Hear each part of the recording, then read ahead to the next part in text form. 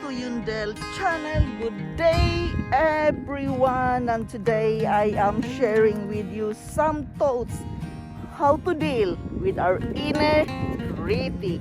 Welcome guys, and I am taking with you here in my afternoon walk.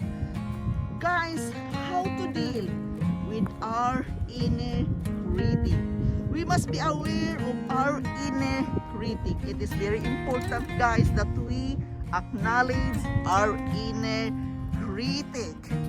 Our inner voice is very important to acknowledge it and respect about it.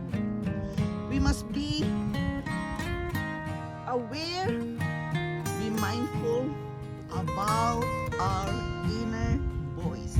We must pay attention and identify the things our inner critic tell us in various situations. And for this, we need to be mindful of our thoughts and feelings and learn to ask questions to ourselves. Guys, what are the questions you can ask to yourself when it comes to your inner critic? Have you ever thought about it? Guys, as I'm walking here many times before, I have a lot of questions to myself. We must learn to acknowledge the questions we are creating in our mind to our inner critic. We must feel it. For example, what is the inner critic telling me? Your guts, your instincts. You probably know about that. What are the some common themes and patterns you recognize every day? Feel it. What is your inner critic telling you?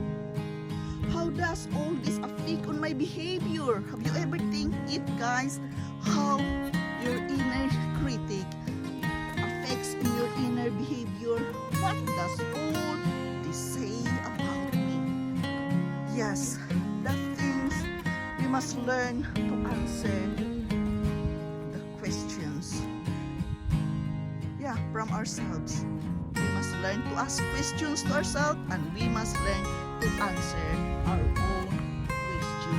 This is about dealing our inner critic, because the more we know how to deal our inner critic, the more we know and embrace ourselves as we are. Where did this opinion come from? Probably some thoughts just come up in your mind. You must also learn to acknowledge that where the thoughts or opinions come from.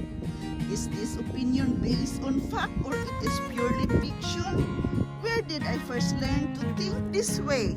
Yes, such things, guys, is very important to acknowledge. Guys, to deal our inner critic, we must acknowledge ourselves. Again, we are coming back of knowing who we are. We are often advised to stop thinking this way or stop saying to yourself the bad things to yourself. That, for example, sometimes you say to yourself, I am stupid, I am stubborn, I am a lot of things, guys. And maybe you heard someone tell you, don't say that to yourself. But guys, we must learn that instead of trying to mute our inner critic, remember, its main objective is to protect you. We must acknowledge the voice and try to identify what your inner critic telling you. Feel it. By your instincts, you know it. Because some of our feelings and what our inner critic is telling us, it is trying to protect us. Then we must acknowledge why our inner critic trying to protect us. Again, if you know yourself, you can feel it through your guts and instincts. And guys, it is very important that we must partake in in this conversation with ourselves. And be honest to ourselves and don't use alibis. To deal with our inner critic, we must face our own self. We must give thanks and appreciation to our inner critics, protection and concern to our own self. See, we must learn to know that, guys, to do that to ourselves. Give permission to your inner critic to give its opinion. Practice self-compassion, and we can respond to our inner critic by writing it down. Yes, it is always mentioning, guys, that we must write it down many times. A journal is very important.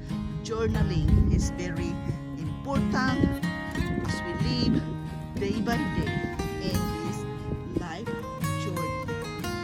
Practice self-compassion, and we must respond to our inner critic by realizing what we feel, what we say, and acknowledging it by writing it down.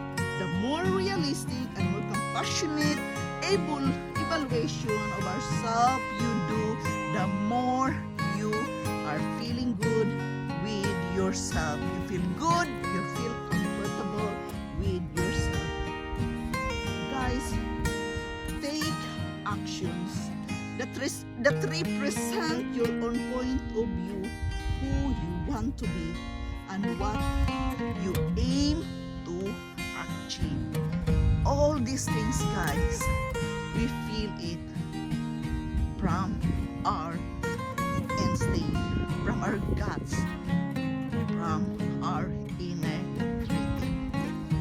You want to save your life the way you want to be, then it is very important that you know how to deal your inner critic, because we always, experience different kinds of negativity with ourselves. Why? Because of the people around us telling us that we are not good enough. Believe in your instinct as an inner critic. It is about respecting yourself, knowing who you are, knowing where you want to go, knowing what you want to achieve in this life. Guys, this is my simple share with you about how to deal our inner critic. It is about respecting yourself, who you are. Respect your feelings. Respect your decision. Respect your plans, because you are the one who is going to plan your life. You are the architect of your own self. So therefore, guys, respecting to ourselves is very important. Guys, this is just my simple share. Today, it's so difficult to breathe here because of the mask and the pollen. It's so much pollen outside here now because it's spring season. And I am so allergic to pollen. So therefore, yes, I am talking here some thoughts for you, which is sometimes very difficult because each and every one of us, we experience different kinds of things, different kinds of experiences in life. We are different from each other. When all said and done, it is your life. Respect yourself, respect your inner critic of simply being you. You know who you are. Embrace yourself and always have a moment with yourself. You can answer the questions of yourself, guys, when you practice the meditation and prayer. It will all comes to you in clarity, well defined, very clear, and it easier for you to answer your own questions, to answer your own confusing situation. Yes, we all have questions to ourselves.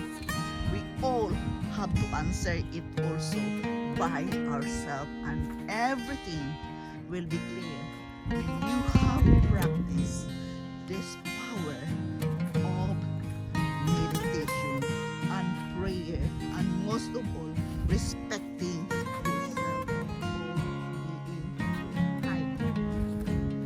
So guys, that is my share with you today, and I hope it is getting clear.